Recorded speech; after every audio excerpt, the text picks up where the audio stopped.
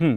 సలీం గారు, ఇక్కడ ఐబొమ్మ రవి రేపు దాదాపు 5 రోజులు కస్టడీ ముగుస్తున్న క్రమంలో మీరు గతంలో కూడా మనం మాట్లాడాం, 1 వీక్లో బయటకు రావాల్సిన వ్యక్తి ఇంకా జైల్లో ఉన్నాడు, ఆ సెక్షన్స్ ఏవి అటువంటి సెక్షన్స్ కావు, అన్ని రోజులు ఉండాల్సిన అవసరం లేదని చెప్పి స్టిల్ మీరు ఇంకా పదం మీద నిల్చుంటారా? ఒకవేళ వస్తే ఎప్పుడు వచ్చే అవకాశం ఉంటుంది? బెయిల్ కావచ్చు, వాట్ ఇట్ మేబీ తనకి చెప్పాను కదా, యాజ్ పర్ ఆ సెక్షన్ ప్రకారం 1 వీక్ లో రావాలి.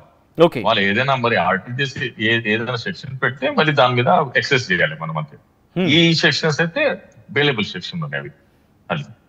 ఓకే, సో మరి పర్టికులర్ గా 420 అని రాశారు. అసలు మెయింటైనబుల్ కాదు, ఎవరు పర్సనల్ పాకెట్ నుంచి ఆయన తీయలేదు కదా. ఓకే, అంటే 420 అప్లికబుల్ కాదా అండి? అసలు 420 అప్లికబుల్ కాదు అది. రవి 420 కాదా? కాదు, విక్టిమ్ ఎవరు ఉన్నారు? ఒక్కసారి దీని క్లారిటీ ఇవ్వండి సలీం గారు, ఎందుకు కాదు అనేది, ఎందుకంటే చాలా మందికి దీని క్లారిటీ కావాలి. అదే 420 లో విక్టిమ్ ఉండాలి. విక్టిమ్ ఎవరు ఉన్నారు? విక్టిమ్ పేరు లేదు కదా అక్కడ. అంటే బాధితుడు పేరే లేదు. ఇండస్ట్రీని బాధితులుగా తీసుకోవడానికి వీల్లేదు ఇక్కడ. ఎలా మరి వాళ్ళ ఇది రావాలి కదా, అఫిడవిట్ రావాలి, వాళ్ళు ఎలా మోసపోయారు డిస్క్రిప్షన్ రావాలి కదా. ఆ డిస్క్రిప్షనే లేదు, జస్ట్ ఒక కంప్లైంట్ ఉంది, కంప్లైంట్ మీద వాళ్ళు ఇది చేశారు, అంత తప్ప ఏం లేదు అది. ఎందుకంటే మనం ఎక్కువ మాట్లాడితే మీడియా టైర్ లాగా అవుతుంది అది. నేనే కావాలని వాళ్ళకి ఏమంటే లీడ్స్ ఇచ్చేలాగా అవుతుంది, అందుకే నేను ఎక్కువ దీని మీద డిస్కషన్ చేయట్లేదు. ఓకే, సో రవి 420 కాదు అని నిరూపించడానికి మీ దగ్గర ఒక కాంక్రీట్ పాయింట్స్ అంటారు. కాంక్రీట్ పాయింట్, స్ట్రాంగ్ పాయింట్స్ ఉన్నాయి, రిలయబుల్ పాయింట్స్ ఉన్నాయి. బట్ దాంతోపాటు మిగిలిన సెక్షన్స్, ఐటీ సెక్షన్స్ అవి కొంచెం కనిపిస్తున్నాయి. సో దీనికి సంబంధించి మాట్లాడే ప్రయత్నం చేద్దాం సెక్షన్స్ గురించి. బట్ అంతకన్నా ముందు సలీం గారు, తను ఇండియాలో దొరికాడు, బట్ తను ఇప్పుడు ఇండియన్ కాదు. Correct me if I'm wrong, ఎందుకంటే తను అదర్ నేషనలిస్ట్ కాబట్టి ఇక్కడ ఐ థింక్ ఇక్కడ నేషనాలిటీని రద్దు చేసుకున్నారు ఏదో వినిపిస్తోంది. సో ఒక్కసారి దానికి సంబంధించి క్లారిటీ ఇస్తారు, ఎందుకంటే తను ఇండియన్ కాదు యాజ్ ఆఫ్ ఉన్న సినారియోలో, కాబట్టి ఇక్కడ లాస్ తనకి అప్లికబుల్ అవుతాయా? ఒక్కసారి దీని క్లారిటీ ఇచ్చే ప్రయత్నం చేస్తారా? అదే చెప్తున్నావు, ప్రతి కంట్రీకి ఒక ప్రివిలేజ్ ఉంటుంది. ఇప్పుడు అమెరికన్ సిటిజన్ కి మనం ఆయన ఏదైనా అఫెన్స్ చేశారనుకోండి, ఆ ఎంబసీకి వాళ్ళు లెటర్ పెట్టుకున్నారు, సార్ మీ వాడు ఇలా అఫెన్స్ చేశాడు, మనం పట్టుకుంటున్నాం, మీరు శాంక్షన్ ఇవ్వండి తెలుసా. వాళ్ళకి నోటీస్ పెట్టాలి, సేమ్ సెంట్రల్ గవర్నమెంట్ శాంక్షన్ ఇవ్వాలి దీనికి. ఓకే, సో ఎందుకంటే ఒక కంట్రీ ఫ్రెండ్షిప్ ఉంటుంది. ఇప్పుడు సార్ ఎలా మనం రిలేటివ్స్ ఉంటారు, మన బాబు వచ్చి మీ ఇంట్లో ఏదో తప్పు పని చేశాడంటే ముందు నన్ను ఇన్ఫర్మేషన్ ఇచ్చారు కదా, ఇన్ఫర్మేషన్ ఇచ్చేసి మీ ఫ్యామిలీలో పెద్ద మనిషి ఎవరు ఉంటారు అతనికి నోటీస్ లో పెడతారు. నోటీస్ లో పెట్టి మరి దాన్ని ఇతనికి ఏం చేయాలి అని మాట్లాడతారు, అవునా కదా. సో ఇంటర్నేషనల్ రిలేషన్షిప్ కూడా అలానే ఉంటాయి. Once is a Caribbean citizen అంటే అసలు లానే అసలు అప్లికేబుల్ కాదు. ఆయన దొంగతనం చేసింది పైరసీకి కూడా ఇండియాలో కాదు కదా, ఎక్కడ కెరీబియన్ అసలు జ్యుడిషియల్ పని చేయదు అది. ఒకవేళ ఆయన టెర్రరిస్ట్ యాక్టివిటీస్ చేశాడు, అక్కడ కూర్చుని చేశాడు అంటే ఈస్ ఏ మెయింటైనబుల్ ఉంటుంది. కానీ బిఎన్ఎస్ఎస్ మెయింటైనబుల్ కాదు, ఇండియన్ పెనల్ కోడ్ మెయింటైనబుల్ కాదు అతను. అందుకే ఆ కేసులో వర్త్ ఉండదు. వీళ్ళు ఏదో చేశారు కానీ ఏమంటారు, జస్ట్ మీడియా లైమ్ లైట్ లో వచ్చింది, కానీ as per section of law worth ఏం లేదు దానికి. బట్ ఇక్కడ బాధిత దేశం మాత్రం భారత్నే కదా, ఇండియన్ ప్రొడ్యూసర్స్ లేకపోతే ఇండియన్ సినిమా కదా ఇక్కడ నష్టపోయింది, కాబట్టి ఇక్కడ విక్టిమ్ గా అదే కదా సార్ అలా కాదు. ఓకే, పేపర్ మీద ఉండాలి ఫ్యాక్ట్స్. ఓకే సార్, నా సెల్ ఫోన్ దొంగతనం అయింది అంటే ఏ సెల్ ఫోన్ అది ఏమంటారు, ఐఫోన్ ఉందా, శాంసంగ్ ఉందా, వివో ఉందా, బ్రాండ్ ఏది, ఏ షాప్ నుంచి తీసుకొచ్చారు, అది ఎన్ని ఇయర్ ఓల్డ్, దాని ఐఎంఈ నంబర్, అవి అన్ని ఉంటాయి కదా. మీకు లాస్ అయింది అంటే మరి ఏ పిక్చర్ నుంచి ఎలా లాస్ అయింది మొత్తం డిస్క్రిప్షన్ రావాలి కదా. డిస్క్రిప్షన్ రాకుంటే అది లేదు. 41B సిఆర్పిసి ఏం చెప్తుంది, మీకు అరెస్ట్ చేసిన రీజన్ ఏమున్నాయి అవి మరి ఏమంటారు, ఎఫ్ఐఆర్ ఉంది 154 లా. అసలు మీకు విచారిస్తే మీ మీద వచ్చిన అలిగేషన్స్ ఏమున్నాయి, సో దాని మీద ఉంటది అది దీంట్లో వాళ్ళు డిస్క్రిప్షన్ ఏం ఇచ్చలేదు అది. సో అందుకే దాంట్లో కేసు వర్తబుల్ ఏం కాదు. మీకు లాస్ట్ టైం కూడా నేను చెప్పాను కదా, 2G స్కామ్ అయింది. 2G స్కామ్ లో 1,72,000 స్కామ్ చేశారు. మన ఎవరు సీఎం డాక్టర్ ఉండే కదా, కన్నీమూసి ఏదో, ఆయన రాజా వాళ్ళందరూ జైలుకి వెళ్ళారు. కానీ వాళ్ళకందరూ అక్విటల్ వచ్చింది. ఎందుకంటే సెంట్రల్ గవర్నమెంట్ అఫిడవిట్ ఫైల్ చేయలేదు, అవును వీళ్ళ వల్ల నుంచి మనకి ఎంత లాస్ అయింది అని.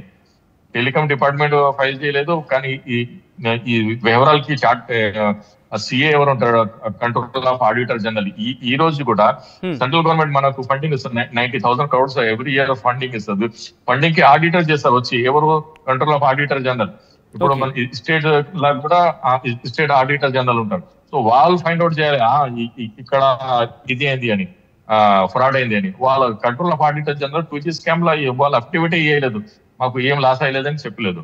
సో అందువల్ల అక్కడి నుంచి నేను మళ్ళీ మనదే అంటే ఐబొమ్మకి సంబంధించి వచ్చే ప్రయత్నం చేస్తాను. అంటే ఈ విషయంలో కూడా తను కరేబియన్ అక్కడ నేషనలిస్ట్గా ఉన్నాడు కాబట్టి కరేబియన్కి సంబంధించి, ఎందుకంటే ఇక్కడ తనకు నేషనాలిటీ లేదు, రద్దు చేసుకున్నాడు, ఈ చర్చ జరుగుతోంది. కాబట్టి నా ప్రశ్న ఏంటంటే, ఇక్కడున్న అంటే ఇప్పుడు ఇక్కడ పట్టుబడ్డాడు, ఇక్కడ పోలీసు అదుపులో ఉన్నాడు కాబట్టి ప్రస్తుతం ఆ దేశానికి సంబంధించి వాళ్ళకి ఇంటిమేషన్ ఇచ్చి ఇన్వెస్టిగేషన్ చేస్తే సరిపోతుందా, లేకపోతే అక్కడ మీరు అన్నట్టుగా అక్కడ జరిగింది కాబట్టి వాళ్ళ రూల్స్ ప్రకారం తనకి సంబంధం లేదు కాబట్టి ఇప్పుడు తను పంపించాల్సి ఉంటుందా, లేకపోతే ఇక్కడే తన్ని వాళ్ళ పర్మిషన్ తీసుకొని భారత్లోనే ఉంచి ఇక్కడే ఇన్వెస్టిగేషన్ చేయాల్సి ఉంటుందా?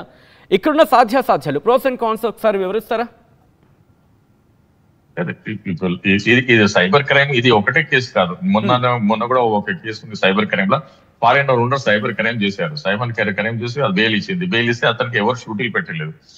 షూటీల్లో కూడా సాలరీస్ కావాలి అని కండిషన్ చేస్తారు, క్యాష్ షూటీ పెడితే మరి వాళ్ళు రాడు అని హైకోర్టు చెప్పింది. షూరిటీ ఏది ఇస్తే అది తీసుకురాలి. ఫారిన్ కంట్రీలు వాడు కూడా మన దగ్గర బెయిల్ తీసుకోవచ్చు, అది రైట్ సార్. అది ఇతను కూడా బెయిల్ వస్తుంది, ఇతను కూడా షూటీలు ఇస్తారు, ఇతను కూడా బయట అవుతాయి, ఈ ఫేస్ చేస్తారు. ఫర్దర్ ఏముంది కండిషన్స్ రూల్ ఆఫ్ లా కిందనే ఉంటది. కానీ ఈ ఐబొమ్మ రవికి ప్రివిలేజ్ ఏముండదు, ఒక వేరే వారికి ప్రివిలేజ్ ఏముండదు, కామన్ గానే ఉంటది. ఇప్పుడు ఎవరెవరి మీద కేసు లేవు, జగన్మోహన్ రెడ్డి గారి మీద కూడా కేసు ఉంది. ఆయన కానీ ఆయన ఇండియన్ ఉన్నాడు కానీ ఫారిన్ కంట్రీ అవి వీళ్ళు వస్తున్నారు కదా, చాలా మంది మీద కేసులు ఉన్నాయి. కేసులు లేని ఎవరు ఉండదు చెప్పండి. సో వీళ్ళు ఎంత హై చేసి చెప్పారు కదా, అదే లేదు. కానీ సమాజంలో డిబేటబుల్ ఏమొచ్చిందంటే మల్టీప్లెక్స్ సినిమాల వల్ల లోకల్ పీపుల్ అక్కడ వెళ్ళటం లేదు, ఇది ఒకటి. మీకు ఇంకోటి చెప్పాను కదా, ఈ రోజు కూడా చెప్పాను సార్, మీ మూవీస్ పైరసీ అవుతుందంటే మీ సైబర్ సెక్యూరిటీ మీద మీరు ఫోకస్ చేయండి, దాని మీద పెట్టుబడి పెట్టండి. 600 కోట్లు పెట్టి సినిమా తయారు చేస్తున్నారు. సైబర్ సెక్యూరిటీ 60 కోట్ల మీకు టోటల్ ఆంధ్రప్రదేశ్ తెలంగాణ సినిమా ఇండస్ట్రీకి ఒక పెద్ద స్ట్రాంగ్ అయిపోతుంది. మీ సినిమాలు ఎవరైనా ఇలా క్లిక్ చేస్తే టక్ టక్ టక్ టక్ టక్ మీకు ఇది వస్తుంది, రెడ్ అలర్ట్ అవుతుంది, ఆ ఐపీ అడ్రస్ దొరుకుతుంది, మీకు ఇది చేసుకోవచ్చు కదా. సైబర్ సెక్యూరిటీ ప్రతి దాంట్లో ఉంది కదా. ఇప్పుడు మన డిఫెన్స్ ఉంది, మన ఎంత పెద్ద వ్యవస్థ ఉంది, అవును కదా. మరి దాంట్లో వాళ్ళ సైబర్ సెక్యూరిటీ ఉంది, ఇస్రో ఉంది, మన దగ్గర ఎన్ని ఇది ఉన్నాయి. ఫారినర్స్ కూడా మనతో కొలాబరేషన్ చేసి ఎన్నో పనులు చేసుకుంటారు. రీసెర్చ్ అండ్ డెవలప్మెంట్ ఉంది, డిఆర్డిఓ ఉంది, వాళ్ళందరూ సైబర్ సెక్యూరిటీతోనే వాళ్ళు నడుపుతారు కదా. వాళ్ళది ఏది పైరసీ ఇవ్వదు, వాళ్ళకి ఇవ్వదు, దొంగతనం చేయరు, వాళ్ళకి ఏది ట్రెక్ మెయిల్ రాదు. మీ దగ్గర వెళ్తున్నారంటే సో మీ ల్యాబ్స్ లా నుంచి దొంగతనం అవుతుంది, ఎక్కడి నుంచి దొంగతనం అవుతుంది, అది మీరు చూడాలి, అవునా కదా. ఇప్పుడు ప్రతి మనిషి దొంగ కాడు, మనం ఎవరికైనా ఛాన్స్ కూడా పెట్టరాదు. మనం ఇదిగో మా దగ్గర క్యాష్ చూడని ఎవరైనా ఇంటరాక్ట్ అవుతుంది కదా, దానికి మీరు మంచి డాక్టర్లో పెట్టుకోండి, అది మీ ఓన్ రెస్పాన్సిబిలిటీ ఉంది అని నేను భావిస్తాను సార్. సో అంటే ఇప్పుడు ఐబొమ్మ రవి వెనకాల ఉన్న నెట్వర్క్ని పూర్తిగా అఫ్కోర్స్ ఇన్వెస్టిగేషన్ జరుగుతుంది, బయటకు తీయాల్సిన అవసరం ఉంటుంది. కానీ వాళ్ళ మీద ఎక్కువ ఇంపాక్ట్ చూపించడం కన్నా రవి మీద ఎక్కువ ఇంపాక్ట్ చూపిస్తోంది. రవి పైన ఇంకెవరైనా ఉన్నారనేది కూడా ఆఫ్కోర్స్ ఎంక్వైరీ కావచ్చు, ఇన్వెస్టిగేషన్ జరుగుతుంటుంది. కానీ రవి విషయానికి వచ్చినప్పుడు ఇప్పుడు ఏం జరుగుతుందంటే సెంట్రిక్గా ఐబొమ్మ అంటే రవి, రవి అంటే ఐబొమ్మలా ఇప్పుడు ప్రస్తుతం డిస్కషన్ జరుగుతోంది. సో ఈ మొత్తం ఇన్వెస్టిగేషన్లో ఆ కోర్ దాని ఏమంటారు ఆ శిక్ష అంతా కూడా రవినే అనుభవించాల్సి ఉంటుందా అనే క్వశ్చన్ రైజ్ అవుతోంది. సో ఎట్లా ఉంటుంది సార్? ఎందుకంటే ఇన్వెస్టిగేషన్ పూర్తిగా జరుగుతున్న క్రమం, ఇంకా ఎవరెవరు ఉన్నారో పట్టుకుంటున్న పరిస్థితి ఎలా ఉంటుంది సార్ ప్రస్తుతం? ఇది లేదు, వాళ్ళ పోలీస్ స్టేట్మెంట్ అయితే వచ్చింది, ఈ వన్ మ్యాన్ ఆర్మీ ఉండడం ఎవరు లేదు. ఎందుకంటే అతను ఓను ల్యాప్టాప్ తో చేసిన ఇది ఉంది, అతనికి ఎవరు సహకరించలేదని చేశారు. కానీ వాళ్ళ ఫ్రెండ్ ఎవరు ఉన్నారు, వాళ్ళతో ఏదో పట్టుకొని ఇంటర్గేషన్ చేశాడు. ఇంకొక అబ్బాయి ఉన్నారు, నేను కూడా ఇప్పుడు మాట్లాడిన వాళ్ళ మాట్లాడిన కూడా భయపడతారు. ఎవరైనా మీరు చూసుకుంటే సహజంగా పోలీస్ అంటే ఎవరైనా భయపడతారు, అలా ఉండేది. ఇప్పుడు బెయిల్ వచ్చే అవకాశం ఉందా అండి రవికి, లేకపోతే విడుదలయ్యే అవకాశం ఉందనుకోవాలా? ఇప్పుడు రవికి ఉన్న ఆప్షన్స్ ఏంటి, ఎన్ని రోజులు పట్టచ్చు సలీం గారు? ఎందుకంటే మీరు కేసుని డీల్ చేయడానికి చెప్పాను కదా, అదే నేను అది ముందు వస్తున్నాను. అదే బెయిల్ పిటిషన్ ఆల్రెడీ ఫైల్ అయిపోయింది. అరే కస్టడీ క్లోజ్ అయితే మరి ట్యూస్డే వెడ్నెస్డే బెయిల్ గెలింగ్ వస్తుంది. వాళ్ళు ఏదైనా కౌంటర్ రాయిస్తారు, మరి కస్టడీ కావాలని మరి అడిగారు. మరి రీజన్స్ ఏమున్నాయి, మరి ఏదైనా ఏమంటారు ఇన్వెస్టిగేషన్ లా సంథింగ్ మంచి పాయింట్ వచ్చాయి, మరి దానికి ఆల్టర్ చేయాలని ఉంది. మరి ఇన్వెస్టిగేషన్ లా సంథింగ్ అదర్ పీపుల్ హ్యాండ్ ఎవరు ఉన్నారు, అదర్ ఫేస్ ఎవరు ఉన్నారు, ఇతను బ్యాక్గ్రౌండ్ లో ఎవరన్నా మరి ఒక హస్తం ఉందంటే దాని మీద వాళ్ళు మరి ఇది చేస్తారు, ఒక పిటిషన్ వేస్తారు. పిటిషన్ వేసి బెయిల్ మీరు ఇవ్వకంటే మరి ఇంకా ఇన్వెస్టిగేషన్ ప్రోగ్రెస్ లా ఉందంటే అప్పుడు ఆ బెయిల్ కొట్టేసి ఇన్వెస్టిగేషన్ ప్రోగ్రెస్ చేసి తొందరగా మీరు ఛార్జ్ షీట్ ఫైల్ చేయండి అని కోర్టు గైడ్ లైన్ ఇస్తాం. అది లాస్ట్ టైం మీరు రవిని కలిసారు, జైల్లో వెళ్ళి కలవడం జరిగింది, తనతో మాట్లాడారు, ఏం కాన్వర్సేషన్ జరిగింది? అండ్ ఇప్పుడు మళ్ళీ ఐ థింక్ మీరు రేపు వెళ్ళబోతున్నారు అనేది కాస్త విశ్వసనీయ వర్గాల సమాచారం. So is it true? ఎప్పుడు వెళ్ళబోతున్నారు, మళ్ళీ మాట్లాడబోతున్నారు, ఎప్పుడు మాట్లాడబోతున్నారు? లేదా ఆయన ఫ్రెండ్ నేను రేపు అదే నాంపల్లి కోట కలుద్దామని ప్లాన్ చేశాను, కానీ రేపు నాకు అమరావతిలో ఇది కోడికత్తి కేసు ఉంది, హైకోర్టులో పెండింగ్ ఉంది. అది సో దానివల్ల నేను ఈ రోజు విజయవాడలో ఉండిపోయాను. ఈ రోజు విజయవాడలో మీతో మాట్లాడుతున్నాను. ఆ పని అయిన తర్వాత మరి ఆయన ఫ్రెండ్ మాట్లాడిన తర్వాత ఆయన ఇన్స్ట్రక్షన్ ఇచ్చిన తర్వాత మనకి, ఎందుకంటే ఆయన ఫ్రెండ్ ఎస్పెషల్లీ హైదరాబాద్ నుంచే మనం ఏమంటారు వైజాగ్ కూడా వాళ్ళ ఫాదర్ తో కూడా వచ్చి మాట్లాడాడు ఆయన, మరి నాతో కూడా మాట్లాడాడు. అమెరికన్ ఫ్రెండ్ కూడా నాతో మాట్లాడాడు. So they are giving news నాకు సజెషన్ ఎలా చేయాలి అలా చేయాలని. మనం దాని మీద ఫోకస్.